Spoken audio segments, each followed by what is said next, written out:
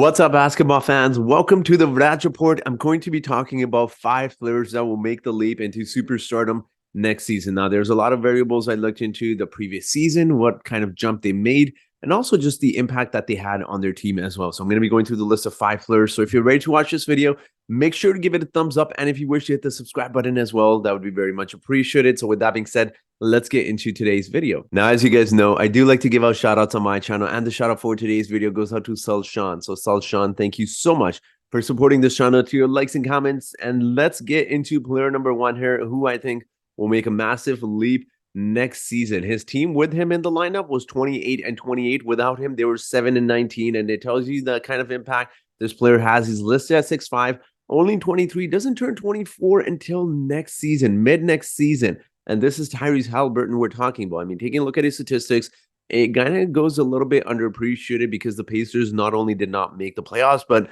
also because the Pacers are one of those teams I feel like don't get a lot of exposure from media as well. I mean, taking a look at his stats here, 20-10. How amazing is that to see in today's NBA? I know people always discuss the numbers are inflated, but averaging 10 assists in today's NBA, when you take a look across the NBA, like how many point guards around the NBA are there besides maybe Chris Paul, that are past first point guards, but that can still score at their will too. I mean, 20 points, 10 assists is good enough in itself, and he shot 40% from the three-point line on 7 attempts per game while shooting 87% from the free throw line, which is absolutely incredible. And if that's not good enough for you, let me give you a stat here, 1.6 steals per game. That is quite impressive to do all of that on the offensive side, to shoot the way he does, to get his teammates involved as well as he does. And did I mention that he's only 23? Doesn't turn 24 till mid-season next year. I mean, look at the improvement that he went from 17 points to 20 points per game. His assist numbers didn't make that much of a jump, understandably. He's going to take his shots as well. But that's quite impressive. I mean, 20-10 in itself is impressive, but shooting 40% from the three and also 49% from the field as well, which is really impressive. I mean, it just goes to show how talented Tyrese is. I mean, to be able to get his teammates involved, get that many assists while also scoring 20 is a very rare feat. In fact, it's so rare that only 2 other players around the NBA did it. It was James Harden. As you see there, and Trae Young are the only 2 players. Tyrese isn't listed here because he didn't play enough games, I guess, to be listed on the stats here. But look at their stats too. 10 assists a game, 20 plus points a game.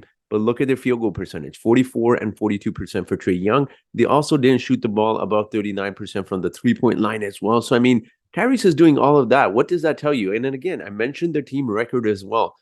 They're 500 with him in the lineup and 7-19 without him. He clearly has a big impact on him, and I think the Pacers will be one of those teams.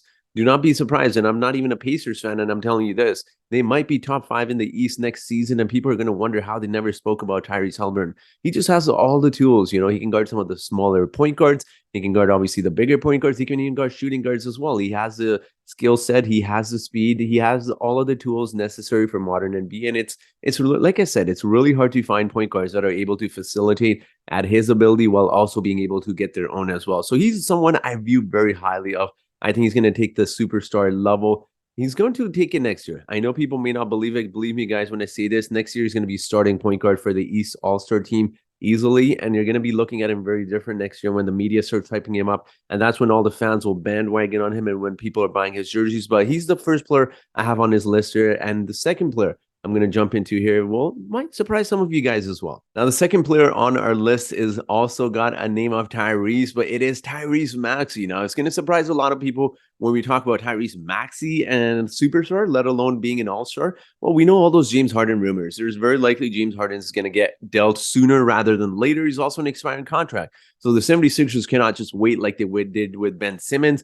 You either treat him now and you get the value you do for him now, or you get rid of him. And there's a few statistics that I would like to present to you guys before people, go quick in the comment section. They're, ready to write Tyrese Maxey isn't going to be a superstar. Take a look at his stats here. 24.8 points, 5.4 assists, 3.8 rebounds in 13 games without James Harden. And did I mention he's 22 years old? He's still a very young player. He's going to be 23 next season as well. So again, he's quite the young player. He's been improving steadily over the years as well. And to put up those numbers without James Harden is impressive. But how about this? He's putting up 28.9 points, 5 rebounds, 3.5 rebounds in 10 games. And I know it's a very small sample size without the MVP, Joel Embiid. So he's averaging almost 29 points a game without Joel in the lineup. And look, that may not be far fetched, when we talk about obviously James Harden leaving the 76ers because he's going to get traded. Then soon after, Joel Embiid is probably going to get traded in the near future as well. And you give the keys to Tyrese Maxey, one of the best scorers coming out of college. I was really surprised and a little bit disappointed that so many teams passed on him. He believed I ended up dropping to the early 20s, where the 76ers were lucky to grab him.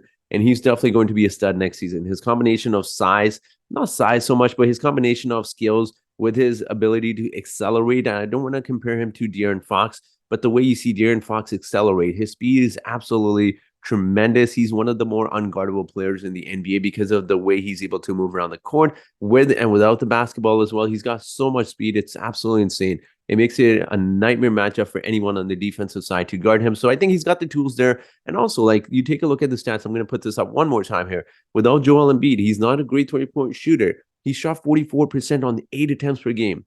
8 attempts per game. I know, look, guys, I know people are going to say it's 10 games. He shot it on 8 attempts per game. 44% from the 3-point line. Like, if he continues to improve his isolation game, if he continues to, get the ball a little bit more, and you can't even say he was legitimately the number 3 option because Tobias Harris some nights, I'm sure he took a lot more shots than Tyrese as well. So I'm excited about Tyrese. I think he could take next season as his, go-to season to finally establish himself. And it's going to surprise a lot of people when he's putting up 25 points a game. He could do that. He could very well do that. He's going to surprise a lot of people. Let's move on to player number 3 here. And I think this is someone a lot of people will like. And this is a name we've been hearing a little bit of this offseason, in particular when he had the big game with USA. Kevin Garnett tweeted, LeBron James tweeted, and yes, this is Anthony Edwards when we talk about him. I want to quickly touch upon his statistics, guys, because I know stats don't paint the entire picture. They do with Anthony Edwards. Like, if there was a player on this list here, I know I haven't gotten to the remaining 2 players, but there's some player on this list that has the it factor. This is Anthony Edwards. I mean, look at him. 24 points per game this season, 5 rebounds, 4.4 assists, 1.6 steal a game as well. Free throws, decent. It could improve a little bit more. And so, I mean, his 3-point shot has definitely improved from previous season as well, 36%. But I'm not showing you these statistics to highlight his 24 points per game. I want you to keep an eye on 24 points game and take a look at this next slide here. He averaged 31.6 points in this year's playoffs. How insane is that? And even the previous season, when you take a look at his regular season performance from 21.3 points to 25.2 points in the playoffs, that tells you he has the it factor. Anytime a player is averaging more points in the playoffs than they did in the regular season, that tells you that they take their game to a next level when the stakes are higher. A lot of players will struggle, when it comes to playoff times. That's when defenses get tighter, when defense start really focusing on you, and your isolation game depends a lot on your ability to score. And that's when Anthony Edwards has taken it to a next level. And I find this quite funny, because when he was being drafted, there are a lot of questions about his heart. There are a lot of questions about even if he wants to play basketball long-term, because he made some comments about how he wanted to play football as well. And there are a lot of fans and media alike, obviously, as they do with their narratives, will always spin it and say, you don't know if you should take him over LaMelo Ball because you don't know what he's going to be. He compared himself to Dwayne Wade at that moment. But I mean, this is just fabulous. 31 points in the playoffs. In his second playoffs, it's not a joke, guys. Believe me when I say this is a player you want to keep your eyes on.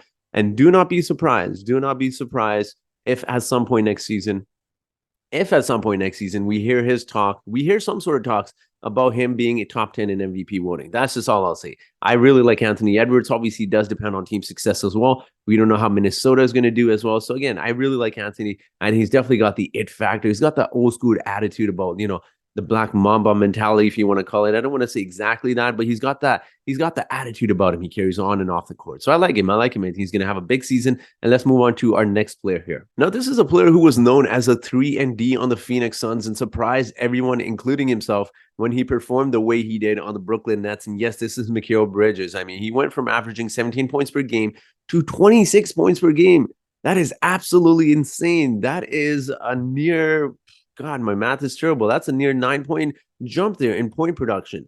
And I want to talk about the stats real quick here before I make some points here. But even in some of the other categories, like you look at something that really impressed me is, he was always known as this 3-and-D player, but his free throw percentages are really good throughout the years, like 89% consistently with Phoenix and with Brooklyn as well. And even, a few seasons prior to, 83% is also really good. His 3-point shot has stayed consistent pretty much his whole career besides his first season.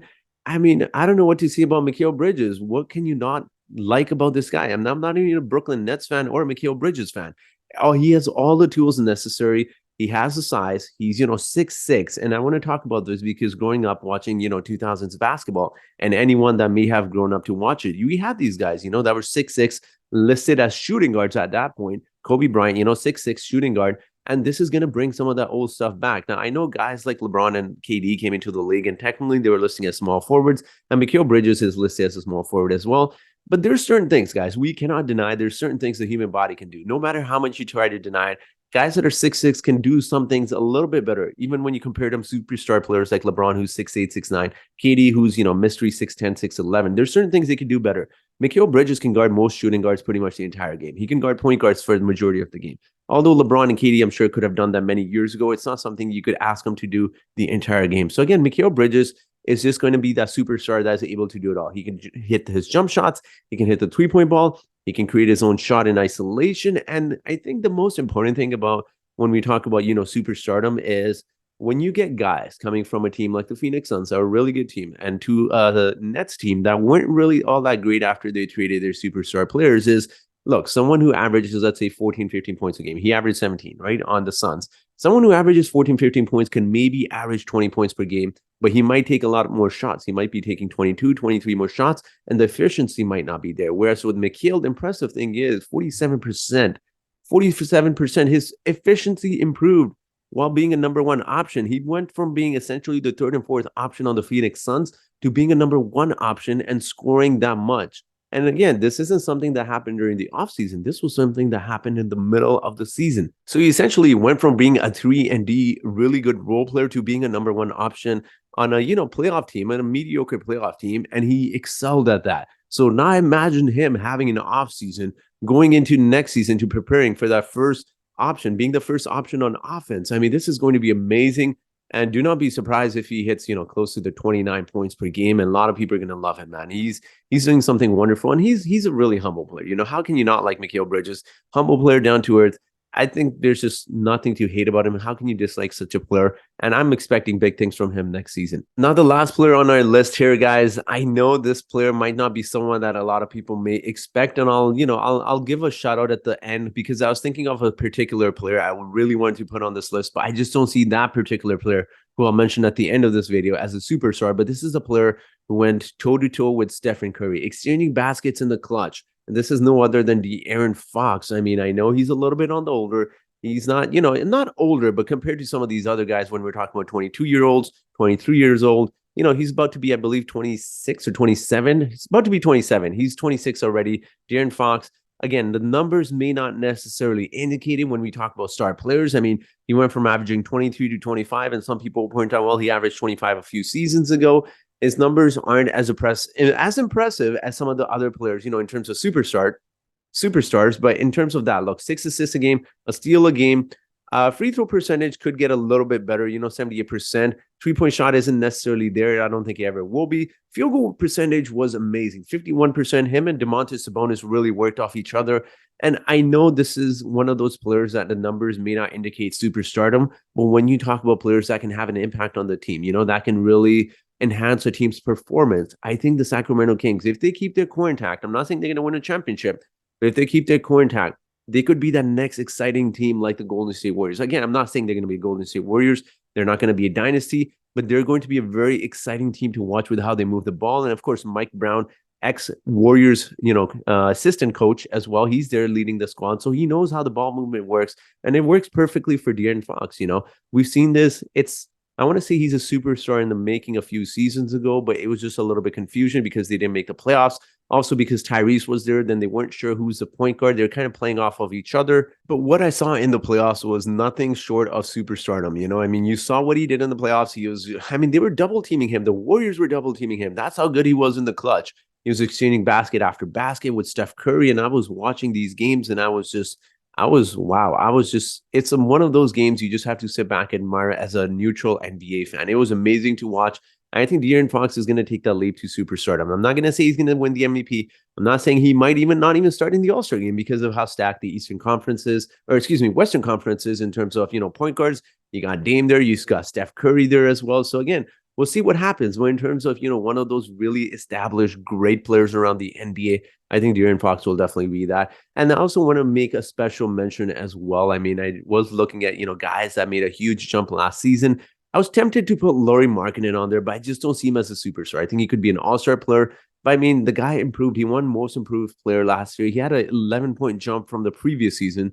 He went from averaging like 14 points a game to 26. So yes, naturally you're tempted, but I just want to have some special honors for him as well. So again, these are my list of 5 players. Let me know if you agree with this. Let me know if you have any other players who you think could take the next level to superstardom. Let me know your thoughts in the comment section below. And as always, I do have a trivia question for you today. And that trivia question is, who won the Most Improved Player Award in 2000? Was it A, Tracy McGrady? Was it B, Jermaine O'Neal? Was it C, Alan Henderson? Or was it D, Jalen Rose? So whoever answers this trivia question correctly first in the comment section gets a shout out in my next video. So that will be it for today's video, guys. Thank you so much for watching.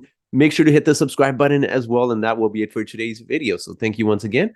And I hope you guys have yourselves a great day.